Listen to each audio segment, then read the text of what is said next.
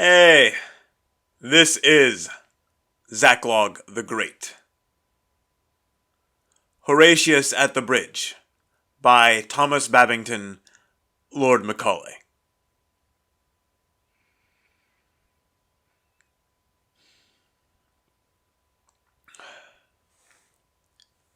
Lars Porsena of Clusium, by the 9 gods he swore that the great house of Tarquin should suffer wrong no more. By the 9 gods he swore it, and named a trysting day, and bade his messengers ride forth, east and west and south and north, to summon his array. East and west and south and north the messengers ride fast, and tower and town and cottage have heard the trumpet's blast. Shame on the false Etruscan who lingers in his home when Porsena of Clusium is on the march for Rome. The horsemen and the footmen are pouring in amain, from many a stately marketplace, from many a fruitful plain, from many a lonely hamlet, which, hid by beech and pine, like an eagle's nest hangs on the crest of purple Apennine. From lordly Volaterra, where scowls the far-famed hold, piled by the hands of giants, for godlike kings of old. From sea-girt Populonia, whose sentinels descry Sardinia's snowy mountain tops, fringing the southern sky. From the proud mart of Pisa, queen of the western waves, where ride Massilia's triremes, heavy with fair-haired slaves. From where sweet Clonis wanders, through corn and vines and flowers. From where Cortona lifts to heaven her diadem of towers.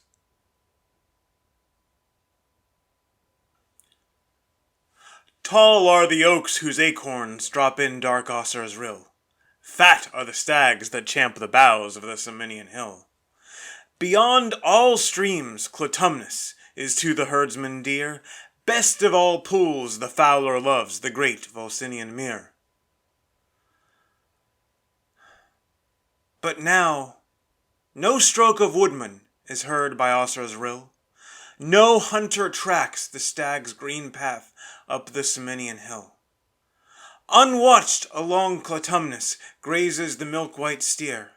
Unharmed the waterfowl may dip in the Volsinian mere. The harvests of Horatium this year old men shall reap. This year young boys in Umbro shall plunge the struggling sheep. And in the vats of Luna this year the must shall foam round the white feet of laughing girls, whose sires have marched to Rome. There be 30 chosen prophets, the wisest of the land, who always by Lars Porsena both morn and evening stand. Evening and morn the 30 have turned the verses o'er, traced from the right on linen white by mighty seers of yore. And with one voice the 30 have their glad answer given. Go forth, Lars Porsena, go forth, beloved of heaven. Go and return in glory to Clusium's royal dome, and hang round Nursia's altar the golden shields of Rome.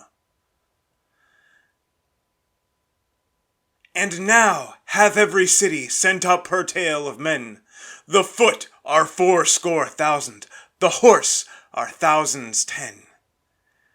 Before the gates of Sutrium is met the great array. A proud man was Lars Porsena upon the trysting day. For all the Etruscan armies were ranged beneath his eye, with many a banished Roman and many a stout ally. And with a mighty following to join the muster came the Tusculan Mamilius, prince of the Latian name. But by the yellow Tiber was tumult and affright. From all the spacious Champaign to Rome men took their flight. A mile around the city the throng stopped up the ways. A fearful sight it was to see through 2 long nights and days. For aged folk on crutches, and women great with child, and mothers sobbing over babes that clung to them and smiled. and sick men borne in litters, high on the necks of slaves, and troops of sunburned husbandmen with reaping hooks and staves, and droves of mules and asses laden with skins of wine, and endless flocks of goats and sheep, and endless herds of kine, and endless trains of wagons that creaked beneath the weight of corn sacks and of household goods choked every roaring gate.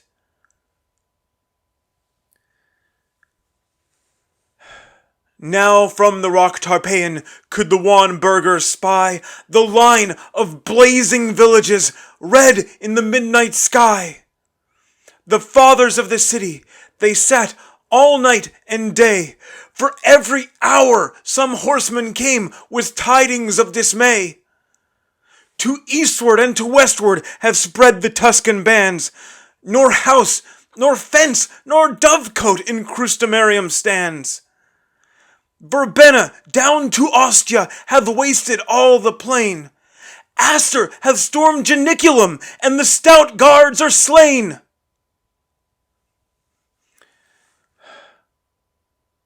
I wis, in all the Senate, there was no heart so bold, but sore it ached and fast it beat when that ill news was told. Forthwith uprose the consul, uprose the fathers all. In haste they girded up their gowns, and hied them to the wall. They held a council standing before the river gate. Short time there was, ye may well guess, for musing or debate. Out spake the consul roundly, the bridge must straight go down. For since Janiculum is lost, naught else can save the town. Just then a scout came flying, all wild with haste and fear. To arms, Sir Consul! Lars Porsena is here! On the low hills to westward the consul fixed his eye, and saw the swarthy storm of dust rise fast along the sky. And nearer fast and nearer doth the red whirlwind come, and louder still, and still more loud, from underneath that rolling cloud is heard the trumpet's war note proud, the trampling and the hum. And plainly and more plainly now through the gloom appears, far to left and far to right, in broken gleams of dark blue light, the long array of helmets bright, the long array of spears. And plainly and more plainly, above that glimmering line, now might ye see the banners of 12 fair cities shine. But the banner of proud Clusium was highest of them all, the terror of the Umbrian, the terror of the Gaul. And plainly and more plainly now might the burghers know, by port and vest, by horse and crest, each warlike Lucamo. There Silnius of Horatium on his fleet roan was seen, and Auster of the fourfold shield, girt with the brand none else may wield, Tolumnius with the belt of gold, and dark Verbenna from the hold by reedy Thrasimene. Fast by the royal standard, o'erlooking all the war, Lars Porsena of Clusium sat in his ivory car. By the right wheel rode Mamilius, prince of the Latian name, and by the left, false Sextus, that wrought the deed of shame. But when the face of Sextus was seen among the foes, a yell that rent the firmament from all the town arose. On the housetops was no woman, but spat towards him and hissed. No child, but screamed out curses and shook its little fist.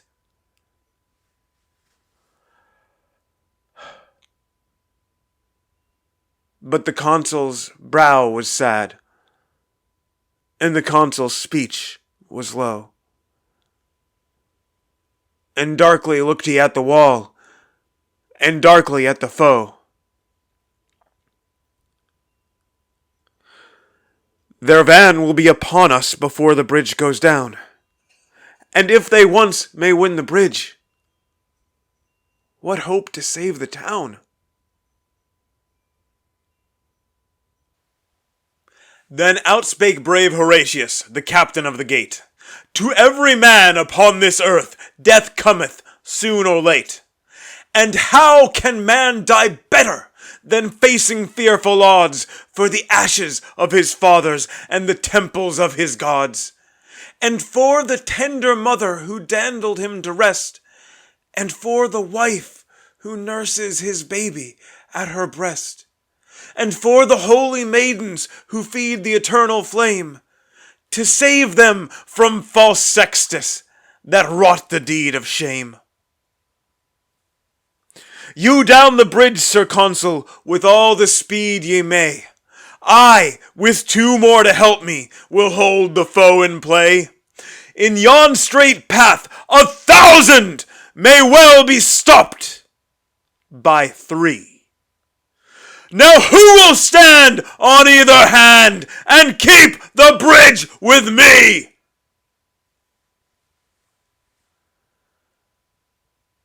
Then outspake Spurius Lartius, a Ramnian proud was he. Lo, I will stand at thy right hand and keep the bridge with thee. And outspake strong Herminius, of Titian blood was he. I will abide at thy left side and keep the bridge with thee. Horatius, quoth the consul, as thou say'st, so let it be.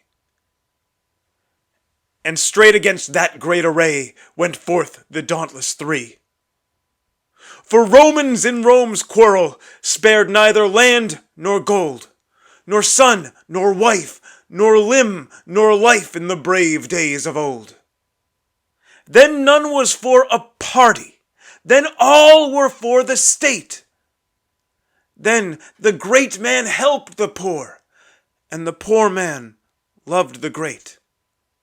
Then lands were fairly portioned, then spoils were fairly sold.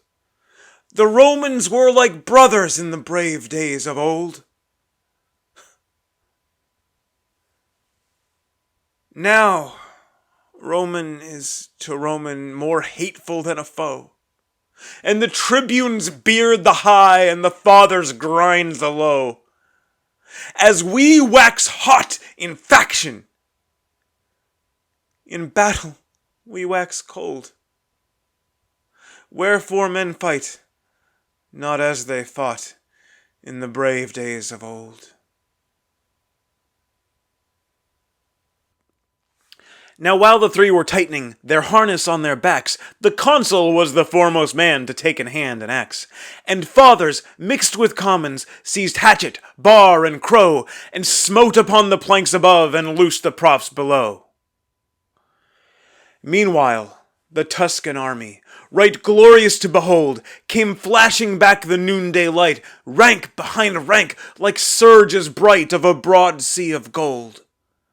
400 trumpets sounded a peal of warlike glee, as that great host, with measured tread, and spears advanced, and ensigns spread, rolled slowly toward the bridge's head, where stood the dauntless 3.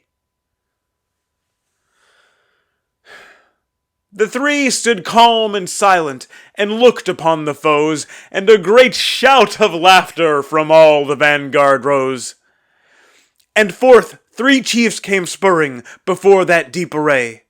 To earth they sprang, their swords they drew, and lifted high their shields, and flew to win the narrow way. Aunus from green Tifernum, lord of the hill of vines, and Seius, whose 800 slaves sicken in Ilva's mines, and Picus, long to Clusium, vassal and peace and war, who led to fight his Umbrian powers from that grey crag where, girt with towers, the fortress of Nequinum lowers, o'er the pale waves of Nar. Stout Lartius hurled down Aunus into the stream beneath. Herminius struck at Seius and clove him to the teeth. At Picus, brave Horatius darted one fiery thrust, and the proud Umbrian's gilded arms clashed in the bloody dust.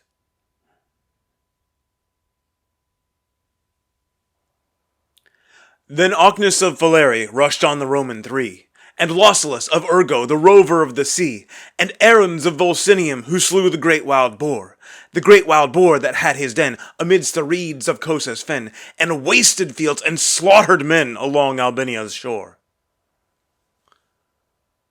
Herminius smote down Aruns, Lartius laid Ocnus low. Right to the heart of Lausulus Horatius sent a blow. "Lie there," he cried, "fell pirate, no more aghast and pale. From Ostia's wall the crowd shall mark the track of thy destroying bark. No more Campania's hinds shall fly to woods and caverns when they spy thy thrice accursed sail."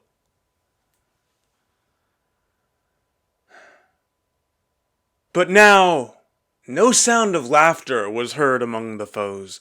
A wild and wrathful clamor from all the vanguard rose.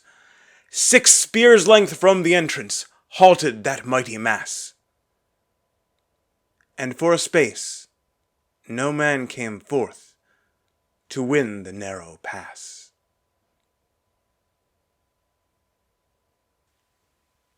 But hark, the cry is Astur, and lo, the ranks divide, and the great lord of Luna comes with his stately stride. Upon his ample shoulders clangs loud the fourfold shield, and in his hand he shakes the brand which none but he can wield. He smiled on those bold Romans, a smile serene and high. He eyed the flinching Tuscans, and scorn was in his eye. Quoth he, "The she-wolf's litter stands savagely at bay, but will ye dare to follow if Astur clears the way?" Then whirling up his broadsword with both hands to the height, he rushed against Horatius and smote with all his might. With shield and blade Horatius right deftly turned the blow.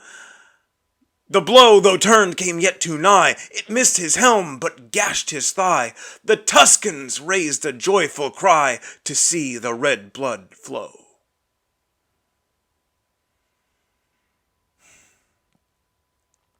He reeled, and on Herminius he leaned one breathing space.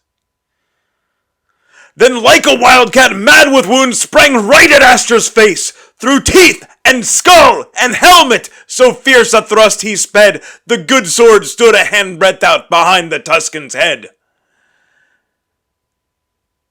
And the great lord of Luna fell at that deadly stroke, as falls on Mount Avernus a thunder-smitten oak.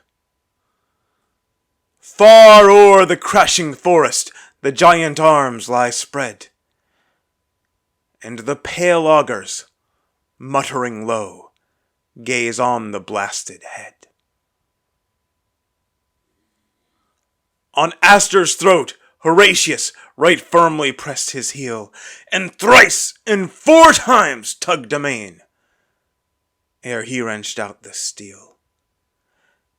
"And see," he cried, "the welcome, fair guest, that waits you here. What noble Lucamo comes next to taste our Roman cheer?"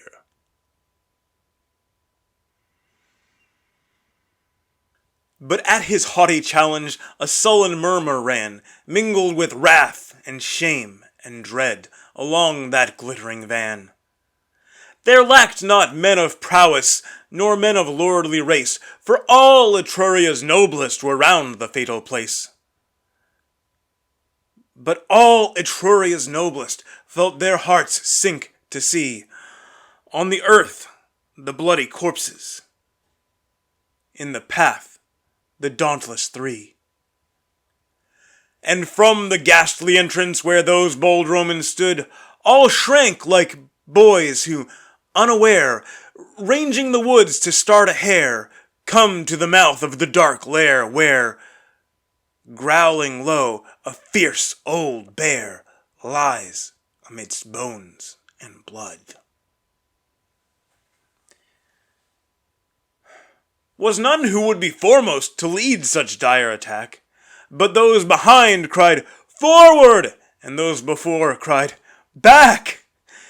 And backward now and forward wavers the deep array, and on the tossing sea of steel, to and fro the standards reel, and the victorious trumpet peal dies fitfully away.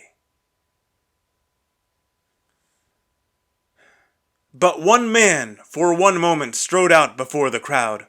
Well known was he to all the three, and they gave him greeting loud. Now welcome, welcome, Sextus. Now welcome to thy home. Why dost thou stay and turn away? Here lies the road to Rome.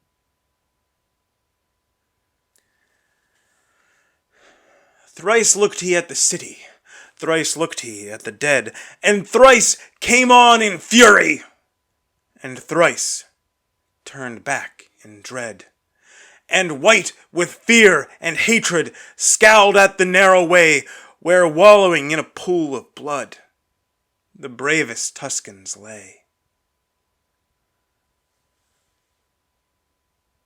But meanwhile axe and lever have manfully been plied, and now the bridge hangs tottering above the boiling tide. Come back, Horatius! Loud cried the fathers all. Back, Lartius! Back, Herminius! Back, ere the ruin fall! Back darted Spurius Lartius, Herminius darted back, and as they passed beneath their feet, they felt the timbers crack. But when they turned their faces, and on the further shore saw brave Horatius stand alone, they would have crossed once more. But with a crash like thunder fell every loosened beam, and like a dam the mighty wreck lay right athwart the stream. And a long shout of triumph rose from the walls of Rome, as to the highest turret tops was splashed the yellow foam. And like a horse unbroken when first he feels the rein, the furious river struggled hard and tossed its tawny mane, and burst the curb and bounded, rejoicing to be free, and whirling down in fierce career, battlement and plank and pier rushed headlong to the sea.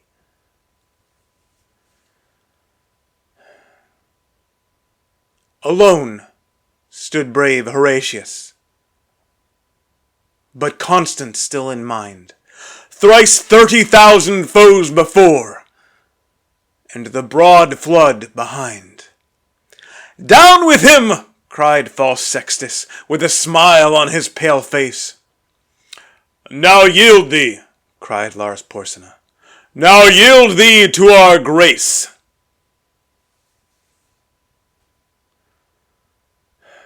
Round turned he, as not deigning those craven ranks to see. Not spake he to Lars Porsena, to Sextus not spake he. But he saw on Palatinus the white porch of his home, and he spake to the noble river that rolls by the towers of Rome. O Tiber, Father Tiber, to whom the Romans pray, O Roman's life, O Roman's arms, take thou in charge this day. So he spake, and speaking sheathed the good sword by his side, and with his harness on his back plunged headlong in the tide.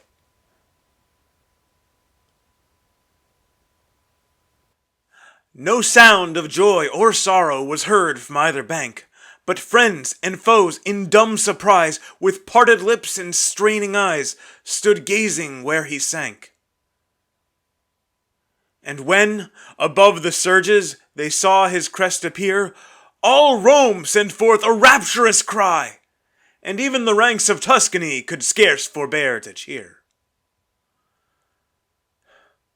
But fiercely ran the current, swollen high by months of rain, and fast his blood was flowing, and he was sore in pain, and heavy with his armor, and spent with changing blows. And oft they thought him sinking, but still Again he rose.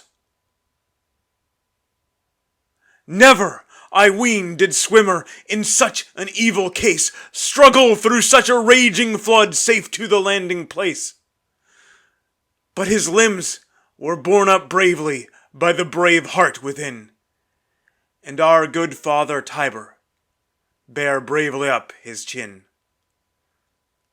Curse on him, quoth false Sextus. Will not the villain drown? But for this stay, ere close of day, we should have sacked the town.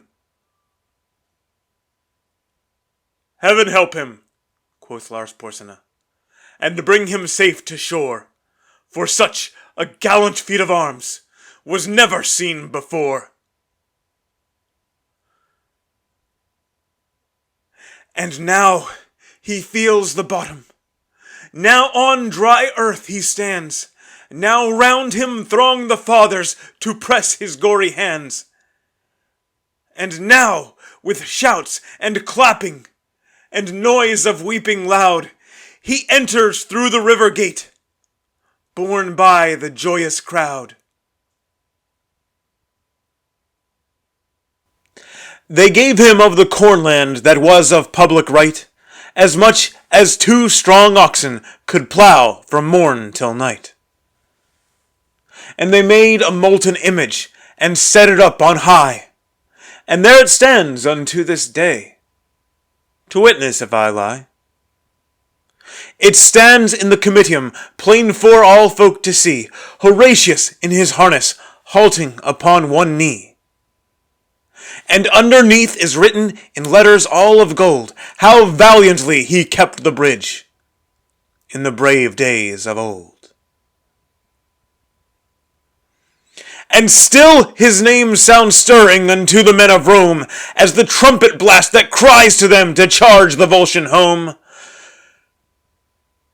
And wives still pray to Juno for boys with hearts as bold as his, who kept the bridge so well in the brave days of old.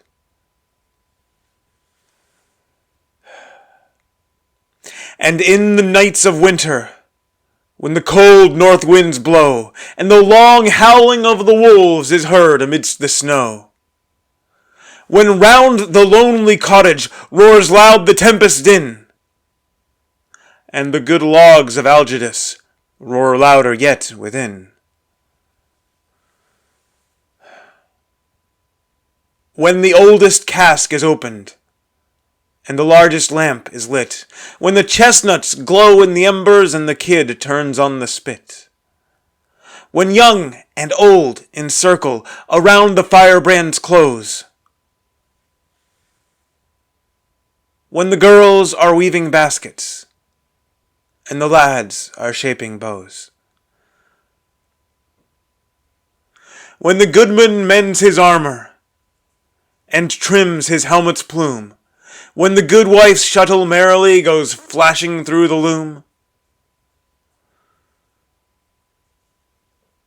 with weeping and with laughter, still is the story told, how well Horatius kept the bridge in the brave days of old.